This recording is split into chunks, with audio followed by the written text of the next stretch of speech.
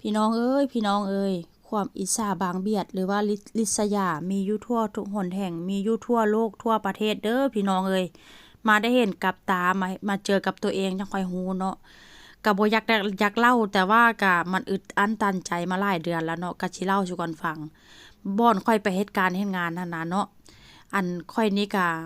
ไปเป็นผู้ช่วยเชฟแล้วทีนี้ค่อยก็สนิทกับผู้ช่วยเนาะผู้ช่วยก็อายุไล่เลี่ยกันได้ผู้ช่วยก็อายุ33ค่อยก็35จังซี่นะ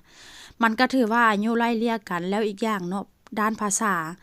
ษานางก็เว้าภาษาอังกฤษได้จังซี้นะข้อยก็เลยสื่อสารกันส่วนหลายเป็นภาษาอังกฤษเนาะภาษาสเปนก็ถ้าหากว่าบ่เข้าใจตัวใดก็จะเว้าภาษาสเปนเข้ามาเพิ่มแต่ว่าส่วนหลายก็ทางที่ดีหั้นน่ะข้อยก็อยากให้นางหั้นแหละเว้าสอนภาษาสเปนให้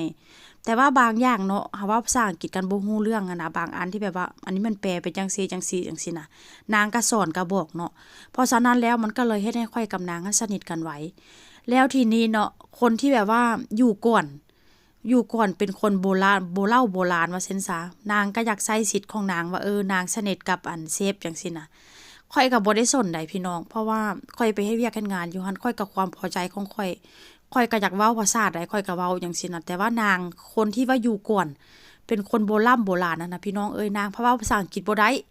พวกเฮาล้มหยังกันนางก็บ่เข้าใจประมาณนั้นซะไปบางเทื่อนางมานางได้ยินก็แปลให้นางฟังเป็นภาษาสเปนว่าอันนั้นอันนี้คุยกันเรื่องนั้นเรื่องนี้ประมาณนี้แต่ว่านางเป็นคนที่แบบว่าบ่มักมีอคติต่อข้อยพี่น้องบ่แม่นข้อยตั้งมาไต่ตรองว่าคิดมากจังซั่นจังซี่นู่นนี่นั่นบ่แม่น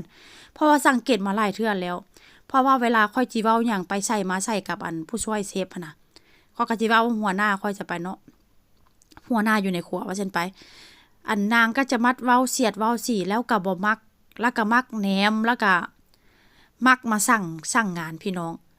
อันเรื่องบ่เป็นเรื่องเนาะอันที่ว่าเริ่มเป็นตาสั่งหั้นน่ะว่าซั่นจ้ะเริ่มอิจฉาบังเบียดเราก็จะเอางานหั่นน่ะเอางานนั้นมาใส่แบบว่า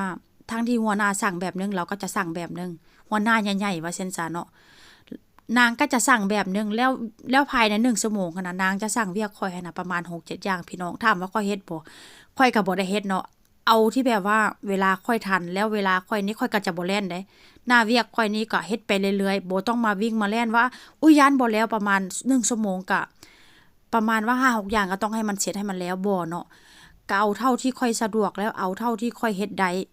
ฮอดเวลาเข้างานข้อยก็ตอกบัตรเข้าฮอดเวลาออกงานข้อยก็ตอกบัตรออกประมาณนี้ แล้วอีกอย่างเนาะคนที่มากินนั่นน่ะในร้านอาหารนั่นน่ะเนาะเพราะว่าร้านอาหารที่ข้อยเฮ็ดนี่มันจะร่วมกับบริษัทนี่ก็เป็นบริษัทเป็นพวกธนาคารจังซี่น่ะเนาะมันก็จะ